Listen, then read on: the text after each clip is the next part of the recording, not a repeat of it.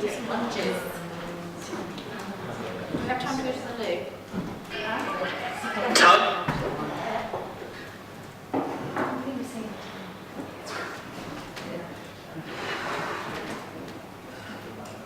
So, It's just me. We can't see it. This is hilarious. Oh my god.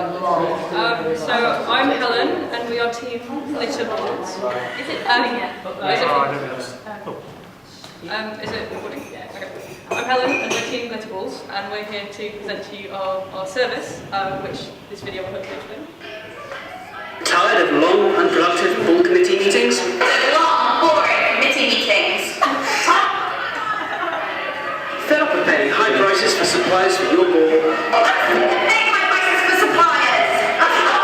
Well, it sounds like you need Opal's Party Plan. I'm Sam Samington of Opal's Party Planning. At Opal's Party Planning, we have solutions to all your ball planning needs. Tired of paying full price to suppliers? Struggling to find a quote for a skip? Well, at Opal's Party Planning, we can help you and your committee with food, drinks, marquees, and last but not least, waste disposal. We can offer ball committees bulk prices with suppliers, training and support, and efficient organisation. So if you're a smaller, less well-resourced ball committee, you too can get your balls in the spotlight. Looks like we're done. For all your ball planning needs.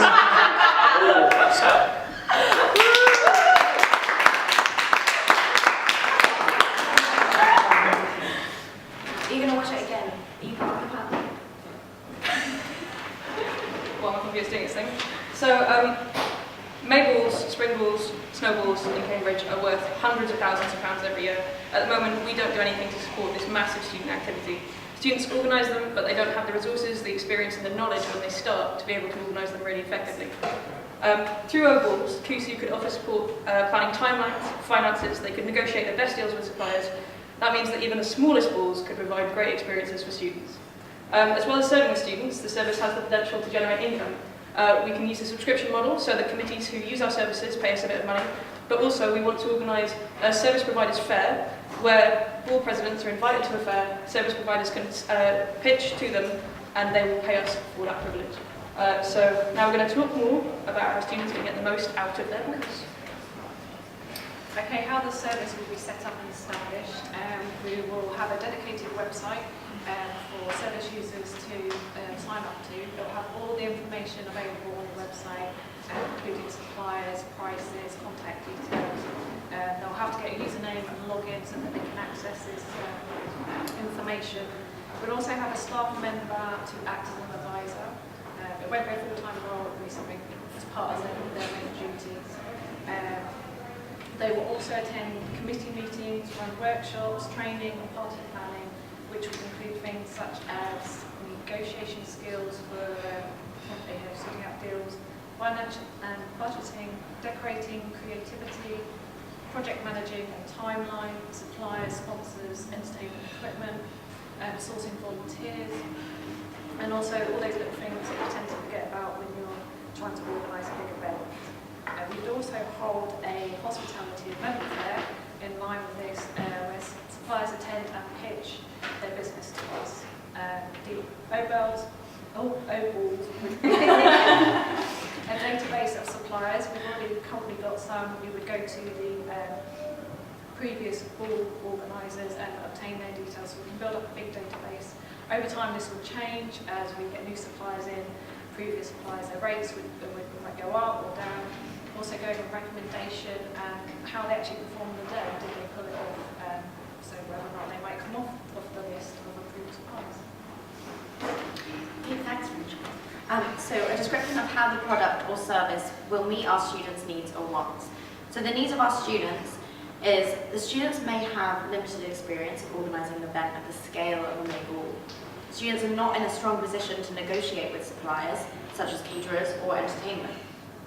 Often there is a pressure on students to provide an incredible night at the end of exam term, which means the experience can be very stressful, especially with a huge workload on top of their academic work. There is a limited time scale they have to keep to, and there's a lack of support and advice.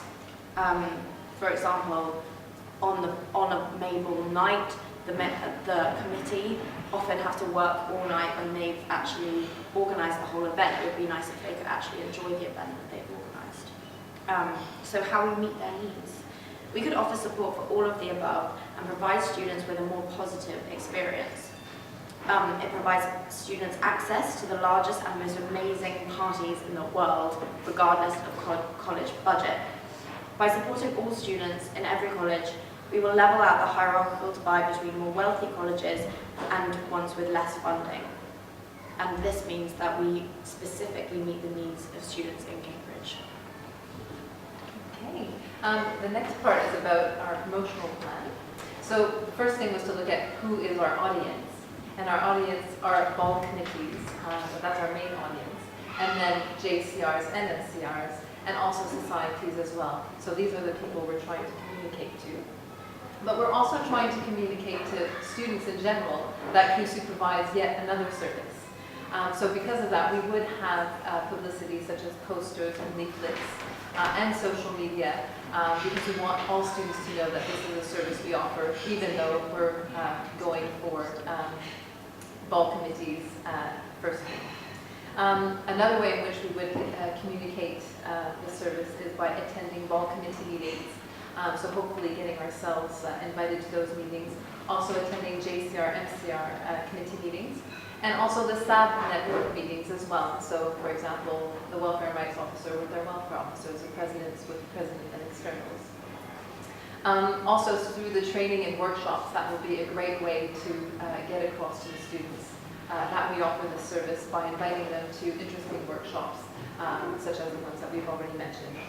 And the other way is through our hospitality, our service events fair, where, as mentioned earlier, we invite various service providers, caterers, marquee companies to publicize directly to ball committee members.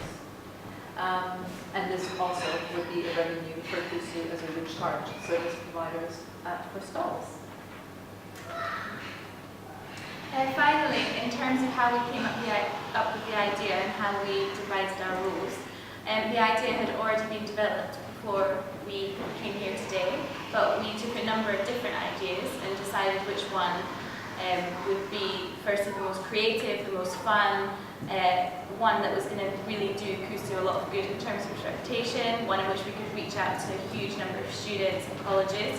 And this is why we decided to go with this idea after a long thought process, and we also had a vote on this idea. We then divided our roles in terms of kind of our strengths and our skills. We appointed our our project manager, who was Lisa, and then we all kind of had different roles, for example, script writing, acting, branding, all of these kind of things. And we feel like we worked really, really well as a team. So we hope you like our idea. Thank you.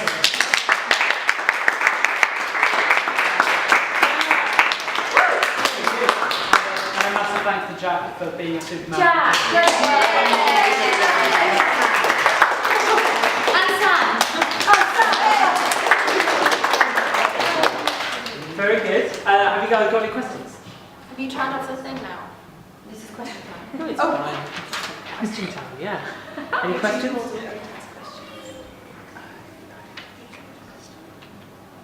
Do you think that in terms of an advice service, you could kind of integrate it into a general training plan for students? So we're kind of thinking about more training for student societies. Would this be like one officer doing student society training and ball training? Or would this be specifically to a ball service which is not fully integrated into CUSU, but it's kind of a side business? I think it could be integrated because there's a lot of the same skills, but there's some really specific stuff. So the long-term, year-long kind of plan of how you organise something is quite specific. So yeah, I think it would be part of a general societies things because it's very similar to societies, but the scale of it means that you'd want some really specific resources for those people. I think also the model of like going into colleges and training up committees would be one that we could then copy and use if we wanted to train up other societies. So if we took the society syndicate, for example, and we were like working with lots of societies and we wanted to support them, that kind of model of having a database of resources and suppliers, and also having that kind of basis for training and workshops and working with like different committees or teams to like get them to negotiate and like gain different skills, I think would be one that could definitely be kind of used again. I've got a question. The business model, in terms of how much you would, to what extent do you provide support? I mean, is it literally through a bit of training and induction, or is it really quite deep? Do you get really involved with each event? Do you have someone who potentially event manages at the event? Do you provide bags of volunteers? Does somebody actually do lots and lots of planning with the committee and almost take over as an event planner? And to what extent is the support provided? Surely that's relative to the amount that you charge. I think so.